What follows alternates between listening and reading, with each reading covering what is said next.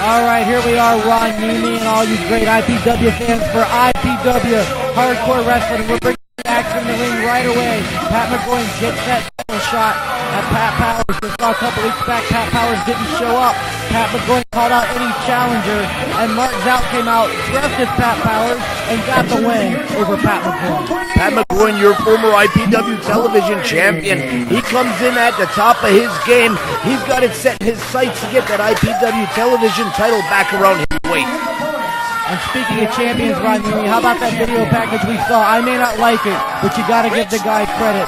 Billy Fives, your new unified heavyweight champion, and he's obviously got his hands full still with the Alliance of Defiance. Billy Fives has single-handedly taken on the Alliance of Defiance. He has done everything he can to become the unified champion. And as you see coming through the doors right now, your IPW television champion, Pat Powers. How long is it before Pat Powers and Billy Fives will meet in the ring? You know Billy Fives, he's not going to be happy with just having an NWA Florida heavyweight title and the IPW World Heavyweight Championship. He'd love to add that IPW television title. The answer to that is in 12 days. 12 days? Is the match already booked? No, actually, I'm just making up numbers as we go along, but I figured you deserved an answer. Oh, yeah, thanks, Eric Royal. The guy who's constantly spewing misinformation, the fountain of misinformation himself. Give some respect to the IPW television champion, my very good friend, Pat Powers. And he's attacked from behind. I never would have seen that coming. Pat McGroin attacking from behind. Unheard of. You wouldn't see it coming because, as you said, he attacked you from behind. Hey, you got a point there. That's why they call it the old Pearl Harbor. And he takes the right to Pat Powers on the outside of the ring. Pat McGroin, look at the wicked shot.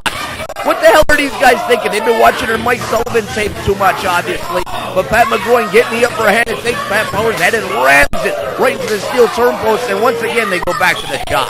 Well, for those of us who didn't get to spin for television for over a month, we know that these guys have been chopping each other like this for the better part of 3 months now.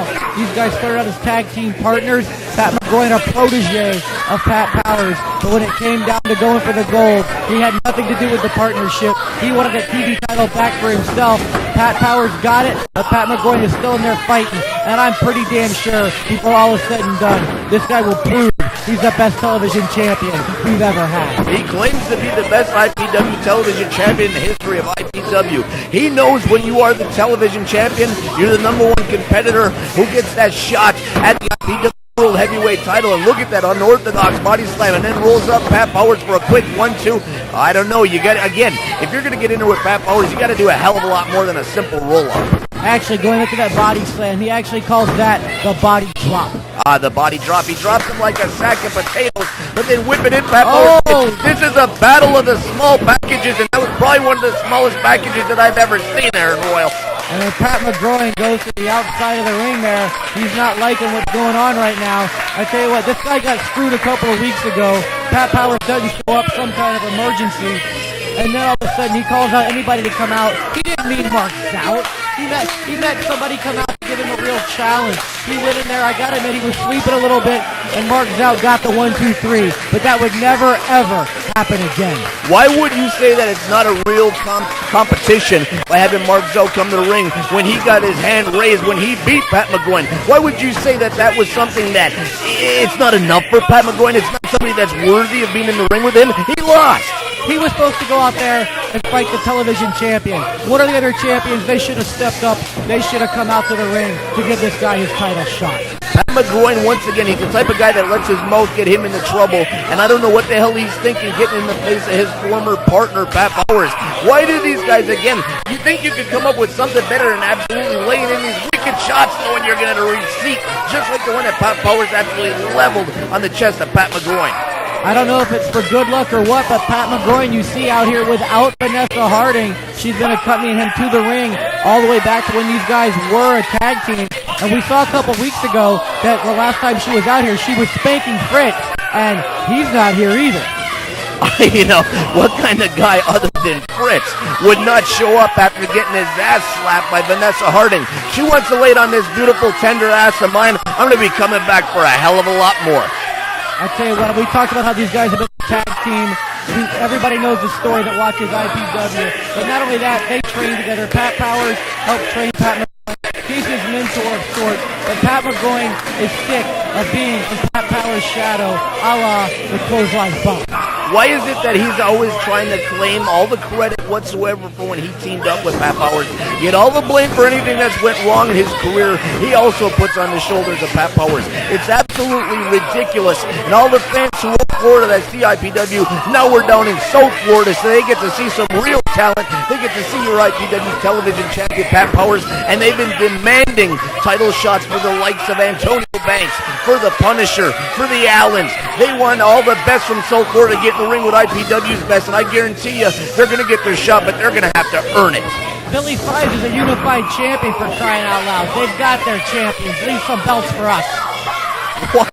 Why is it that you got to talk about Billy Fives like he's some type of outsider? Is that your personal preference once again for the Alliance? Billy Fives is one of the most secure roster members when it comes to IPW. He's been the former champion, and now he's the unified champion. Billy Fives bleeds IPW through and through. He's one of the best on our roster. I don't care if he's from South, North, or Central Florida. Billy Fives is here to stay. I tell you what, I haven't been a fan of Billy Fives ever since he was ducking one Agent Steel after the last Rage in the Cage. He went out there. Ducking him. Exactly, ducking him. That's why Mike Sullivan went and beat Billy Fives, and that's when Agent Steel finally got his title shot from a real competitor like Mike Sullivan, both members of the AOT. Give me a break already. You're always out here trying to put over yourself or put over your friends. The truth is, these guys are going to get out there and do what it takes. The Alliance of Defiance are the only ones I see running around that got 4 members that are always watching your back when you're in the ring. They got about 16 different valets. They got a referee in their back pocket. The truth is, the Alliance of Defiance, their days caught up with them. Their days were numbered for a long time when Billy Fives set his sights on the Alliance of Defiance after being unceremoniously dumped from that clique. I'm not even going to refer to them as a stable. They're a clique. Go ahead and try to get in with them, Aaron. I know you think they're a good friend. All you're good for is carrying their bags. Hey, that's Roderick Strong's gimmick. I don't want to be taking anything from that guy. Oh, we might have a 3 count here. Oh, there we go. Nice. I tell you what, whatever you say about them, that may be true, but they learned it all from a little group called 911 Incorporated. 911 Incorporated. Look at this roll-up by Pat Powers again. Why is it he keeps going to small packages and the roll-ups? And Aaron Royal, for God's sake, quit coughing already. Oh, look at the mullet, Richie Rich, absolutely leveling Pat McGroin. I'm busy sitting here selling for you, smoking your Swisher Sweets and hacking like a 90-year-old man. And Pat Powers is once again showing why he's the television champion and outpowering Pat McGroin. Throws him off the ropes there. Oh, big power drop by Pat McGroin. Yeah, I don't think that was a power slam. I think it was a power drop or power flop. Not a power flop. Have some respect for this move by Mooney. Why would you go for a backdrop with Pat Powers? How are you going to possibly get him up? And now he's hooked for a wicked DDT, and look at him going for the German backslide. Pat Powers going to the well when he knows so very well the independent wrestling superstar, the IPW television champion, a technical wizard, getting the backslide reverse on him right in the middle of me, put him over. That's oh my it! God, what the hell? I had no idea whatsoever. A backslide finishes off Pat Powers, and you got a new IPW television champion, Pat McGroin. Maybe he took him by surprise after setting him up with 16 small packages and 13 roll-ups. He comes out of nowhere.